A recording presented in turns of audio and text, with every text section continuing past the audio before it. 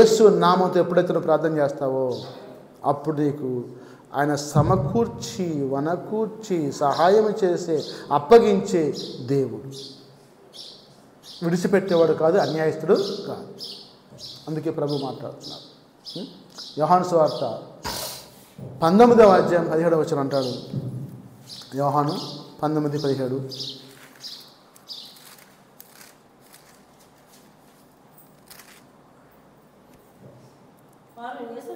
వారు యేసును తీసుకొని పోయి ఆయన తన శిలువ మోసుకొని కపాలస్థలమును చోటుకి వెళ్ళను. హెబ్రీ భాషలో దానికి గోల్గతా అని పేరు. స్తోత్రం, హల్లెలూయా. హెబ్రీ భాషలో కపాల స్థలానికి పేరు ఏంటంటే గోల్గతా. గోల్గతా గోల్గతా అంటే కపాల స్థలం. హెబ్రీ భాషలో రాశా. అంటే ఆ హెబ్రీ భాషలో కపాల స్థలం, తెలుగులో మనం కపాల స్థలం అంటాం. కపాల స్థలం అంటే సమాధుల దొడ్డి అని ఒక మాట అనుకోవచ్చు, సమాధుల దొడ్డి అనుకోవచ్చు. దాన్ని హెబ్రీ భాషలో గోల్గతా. కాబట్టి గోల్గతా అనే పేరుతోటి, గోల్గతా అనే పేరుతో పిలుస్తున్నారు. కాబట్టి అక్కడికి యేసు ప్రభుని తీసుకెళ్లి సెలవేయడం కోసం అప్పగించారు. ఆ పక్క ఒక దొంగ, ఈ పక్క ఒక దొంగ, మధ్యలో యేసు ప్రభు వారు గోల్గతా కొండ మీద. అంటే భాషాంతరమున కపాల స్థలము. కపాల స్థలం అంటే మరణకరమైన శిక్ష వేసే స్థలము, మరణించే స్థలం. చూడండి, అపోస్తుల కార్యములు 2వ అధ్యాయం 4వ వచనంలో చూసుకున్నట్టయితే, అపోస్తుల కార్యములు 2:4, 2వ అధ్యాయము 4వ వచనం.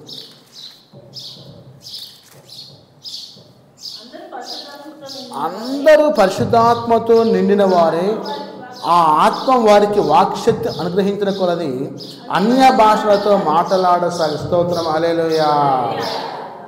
ఏమండి చూడండి, ఇక్కడ పెంతెకోస్తు పండుగ దినం వచ్చింది. అందరూ ఒక చోట కూర్చున్నారు.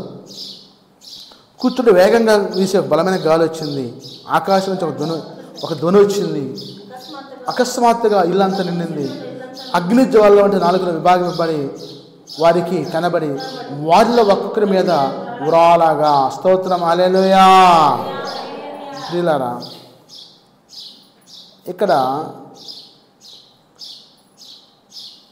ఎంతమంది ఉన్నారంటే 120 మంది ఉన్నారు. చూడండి, అక్కడ 1:15 చూడండి. ఆ కాలమందు ఇంచుమించు 120 మంది సహోదరులు కూడి ఉండగా పేతురు వారి మధ్య నిలిచి ఎట్లనను. స్తోత్రం, హల్లెలూయా.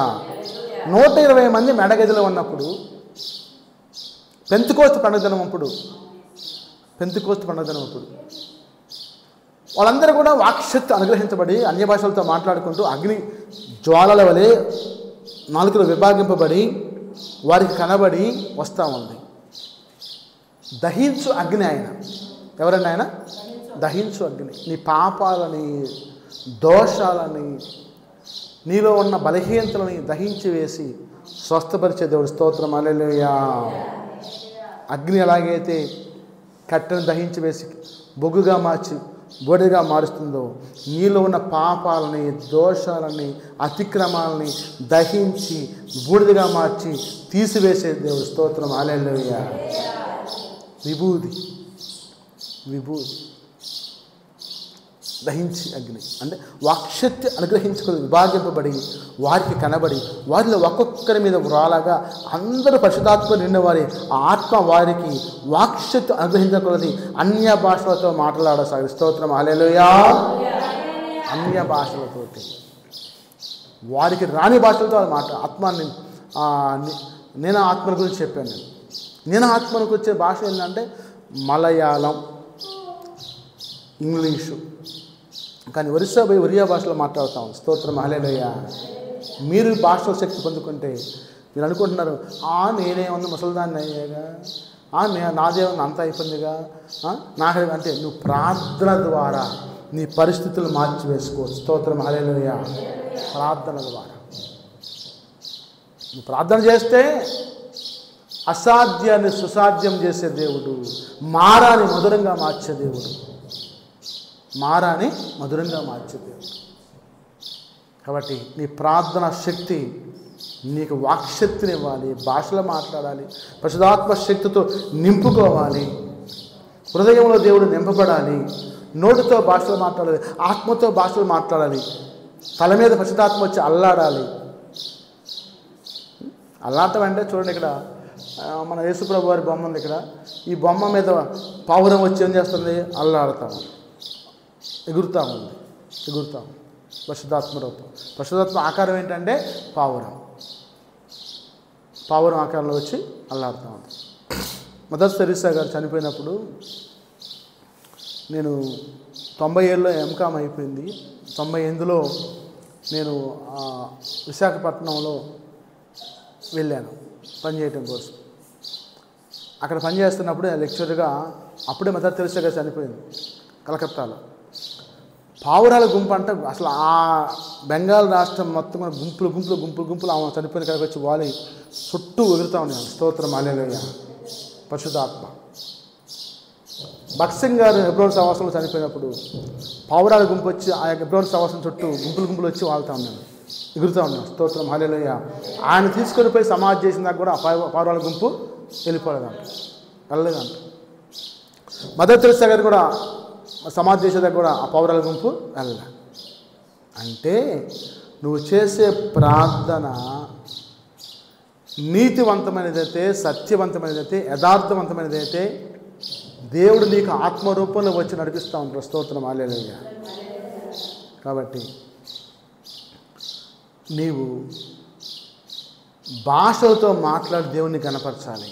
అపోస్తుల కార్యములు 10వ అధ్యాయము 46వ వచనంలో చూసినట్టయితే, 10:46లో చూసినట్టయితే, పేతురుతో కూడా వచ్చిన విశ్వాసులందరూ పరిశుద్ధాత్మ వరము అన్ని జనుల మీద సైతం కుమ్మరింపబడుట చూసి విభ్రాంతులందరి ఏలైనగా వారు భాషలతో మాట్లాడచ్చు దేవుని గణపరచుగా వినిరి. స్తోత్రం హల్లెలూయా. అంటే కొన్నేళ్ళు ఇంటికి వచ్చాడు పేతురు, వాక్యం చెబుతున్నాడు, అందరూ భాషలతో మాట్లాడుతున్నారు, పరిశుద్ధాత్మ నింపుకోబడ్డారు. వాక్యం అనేది అగ్ని వలె మీ మీద ఉరాలును గాక. ఆమేన్. అటువంటి శక్తి యేసు ప్రభు వారు మీకు అనుగ్రహించును గాక. ఆమేన్. కాబట్టి మరి ఈ కొర్నేలు ఇంట్లో ఇటలీ పట్టణంలో ఆయన శతాధిపతి. ఆ ఇంటికి పేతురు గారు వచ్చి ప్రార్థన చేస్తుంటే మరి పరిశుద్ధాత్మ అనేది అన్య భాషలతో మాట్లాడుకుంటూ వాళ్ళందరూ కూడా ఒకేసారి బాప్తిసం పొందారు. స్తోత్రం హల్లెలూయా. కాబట్టి చూడండి, 1 కొరింథీ 12వ అధ్యాయం 10వ వచనం చూసినట్టయితే, 1 కొరింథీ 12:10.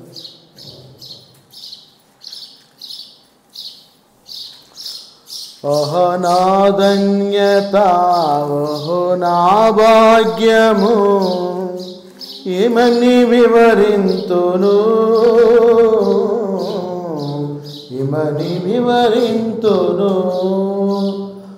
అద్భుత కార్యములు చేయు శక్తియు. 12:10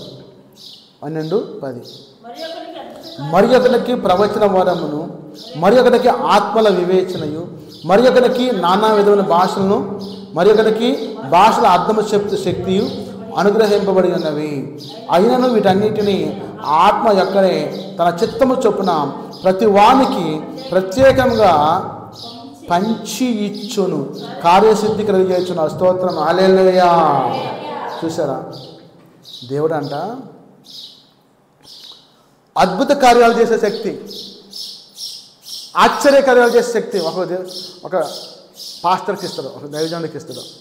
మళ్ళీ ఏమంటున్నాడు ఇక్కడ, ప్రవచన వరం. మరుసటి ఏడాది దేవుని యొక్క ఆత్మతో నింపబడి నీ సంసారం పిల్లలతో నింపబడినగాక. ఆమేన్. సెప్టెంబర్ లోపల నువ్వు గర్భఫలం అనుగ్రహించబడినగాక. ఆమేన్. అంటే వాగ్దానాన్ని నెరవేర్చే దేవుడు మాట ఇచ్చి తప్పేవాడు కాదు. వాళ్ళతో వాగ్దానంతో మాట్లాడాడు, వాక్యంతో మాట్లాడాడు, ప్రవచనంతో మాట్లాడాడు. కాబట్టి మరి చూడండి ఇక్కడ, మరి అక్కడికి ఆత్మల వివేచనయు. నాకు ఈ దర్శనం వచ్చింది అయ్య గారు, ఈ దర్శనం ఏంటంటారు అని అంటారు వచ్చి. ఏముందనమ్మా, ప్రార్థన చేసి చెప్తానులే తల్లి అని అంటారు.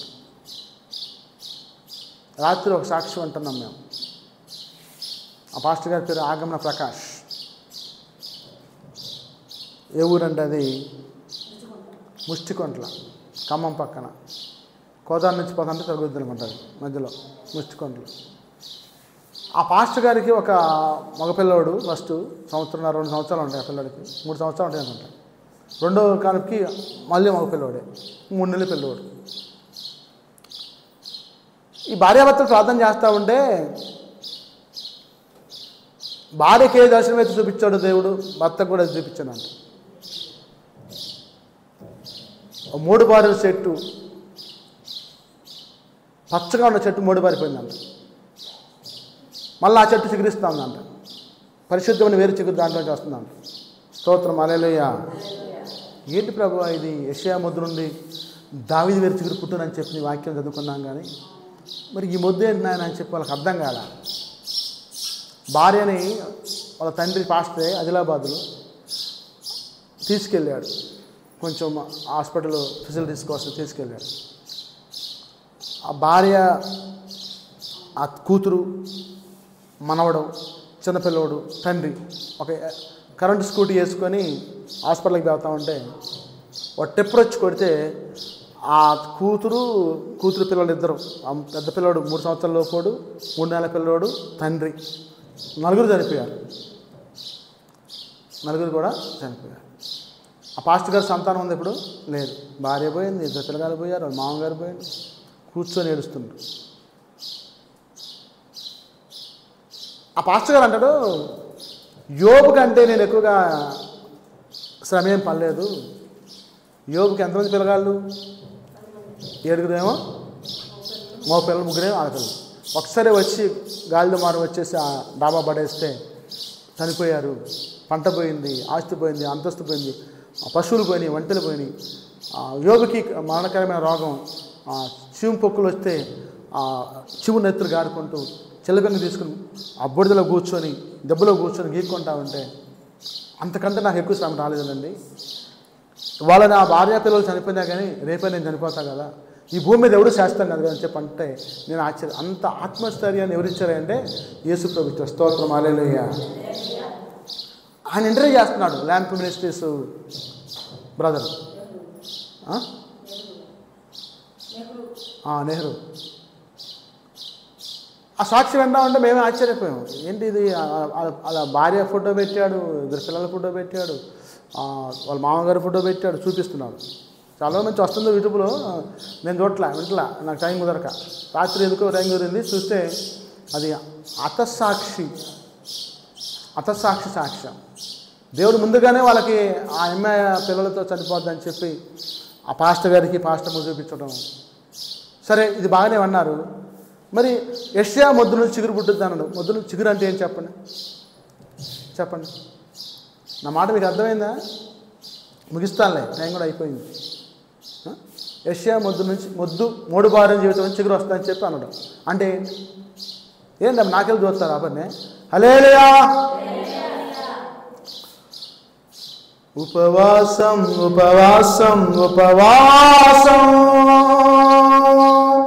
నా యేసుతోనే సహవాసం, నా యేసుతోనే సహవాసం. హల్లెలూయా, నీకే నా బలి అర్పణ.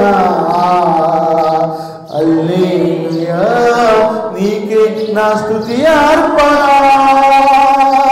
హల్లెలూయా, నీకే నా బలి అర్పణ. హల్లెలూయా, నీకే నా స్తుతి అర్పణ. ఉపవాసం నా యేసుతోనే సహవాసం, నా యేసుతోనే సహవాసం. స్తోత్రం, హల్లెలూయా. మా తల్లి నీకు దండం. సరే, ఇక్కడ 3 బారిపోయింది పాస్టర్ గారి యొక్క జీవితం అని చెప్పి చూపించాడు. భార్య చనిపోయింది, పిల్లలు చనిపోయారు, మామగారు చనిపోయాడు. చిగురించడం అంటే ఏంటి? వెరీ గుడ్, జ్ఞానంతో మాట్లాడు. మళ్ళీ పెళ్లి చేసుకుని పిల్లలను కానీ కుటుంబాన్ని పోషించుకొని మళ్ళా భూమిని విస్తరించి విస్తారమైన సేవ చేస్తారని చెప్పి అర్థం. స్తోత్రం, హల్లెలూయా. ఇదిగో పాతవి గతించిన కొత్త వాయినం. నీడవలే మనుషులు గతించిపోదురు. మనుషులు గతించిపోదురు. ఇంకా ఆయన పెళ్లి చేసుకుంటారక అది చేసుకోవాలి. కాబట్టి నీ గర్భాన్ని మూసిన దేవుడు తెరిచే శక్తి ఆయనకు లేదా? ఋతు జీవితం ఏమైంది? మోడు బారిపోయింది. మోడు బారిన ఋతు జీవితాన్ని ఏం చేశాడు దేవుడు? బోయ ద్వారా చిగురింపజేశాడు. ఆ వంశంలోంచి యేసుప్రభు వచ్చాడు. స్తోత్రం హల్లెలూయా. బోయజు ఒబేదును గనను, ఒబేదు యెషయాని గనను, యెషయా దావీదును గనను. దావీదు కుమారుడు అని యేసుప్రభు అనిపించుకున్నాడు. కాబట్టి నీ జీవితం మోడు బారింది అనుకున్నావా? అని చిగురింపజేసేవాడు నీ గర్భాన్ని, నీ సంసారాన్ని చక్కదిద్దేవాడు. కన్నీరేలమ్మా కరుణించే యేసు నిన్ను విడువడమ్మా, కలవరపడకమ్మా కరుణించు యేసు నిన్ను విడువడమ్మా. స్తోత్రమా. కరుణ చూపి కలత మాన్పే యేసే తోడమ్మా, కరుణ చూపి కలత మాన్పే యేసే తోడమ్మా. నీకెవరు లేరని ఏం చేయలేవని అన్నారా నిన్ను నిరాశపరిచారా? స్తోత్రం హల్లెలూయా. ఎన్నో అంటారు, ఎంతో నిరాశపరుస్తారు. నేను నానన్న యేసు మాటను మరిచావా, మరను మధురంగా మార్చేను చూశావా? స్తోత్రం హల్లెలూయా. ఆయన నీకుంటే అది చేదైనా కానీ తీపిగా మారిపోదు. అది చేదైనా కానీ తీపిగా మారిపోదు. అమ్మగారు అంటున్నారు, బా ఎంత చక్కగా ఉంది ఆమె, మంచి అందగా పిల్లలు బాగున్నారు, భలే దేవుడు అన్యాయం చేశాడు అని చెప్పంటే ఆయన చిత్తం అలా ఉందంతే. అలా అనుకోకపోతే బతుకుతావా? జీవిస్తావా? జీవించలేవు. పదాక అట్నే దుఃఖించి ఏడుస్తా కూర్చుంటే ఏమైపోద్ది? నేను మా అమ్మ చనిపోయిందని చెప్పి సంవత్సరం పాటు ఏడ్చా. 2020 సంవత్సరం మొత్తం ఏడ్చాను కరోనాలో. మా అమ్మ నాకు వచ్చిందా? రాలా. నన్ను నేను ఓదార్చుకొని మళ్ళీ నేను రివైవల్ అవి సేవలోకి మళ్ళీ ఉల్లాసంగా కొనసాగా. అంతే. మనలో ఏ పాటి వారు? ఇంతలో కనపడే అంతలో ఆవిరి లాంటి వారు, నీటి మీద బుడగలాంటి వారు. కాబట్టి వాళ్ళ రేపే అంతే. ఎవరో శాస్త్రం కాదు. మనం ఈ ఊరు వచ్చినాం, అదే గ్రామంలో చర్చి కట్టినాం, ఇదంతా ఆక్యుపై చేసి మరి సుందరంగా మందిరం కట్టినాం, ఇంకా చేయాలని ఆశపడుతున్నాం. ఇదంతా మనం దేశపోతామా? ఈ గ్రామానికే, ఈ గ్రామంలో వచ్చే పిల్ల తరాలకే మనం కట్టుకోపోతామా? కట్టుకోపోలేము. కాబట్టి ప్రభు మీతో మాట్లాడుతున్నాడు. ఈ భూమి మీద ఏది కూడా శాశ్వతం కాదు. అన్నీ నీవు అనుకున్నావు కానీ అవన్నీ నీతోటి రావు. వదిలేసి వెళ్ళిపోవాల్సిందే. ఒకరోజు వదిలేసి వెళ్ళాల్సింది ఒకరోజు. దేవుడి మాటలు దీవించును గాక. ఆమేన్. హల్లెలూయా. ప్రార్థన చేసుకుందాం. పరిశుద్ధాత్ముడా యేసు నాయన స్తోత్రం తండ్రి.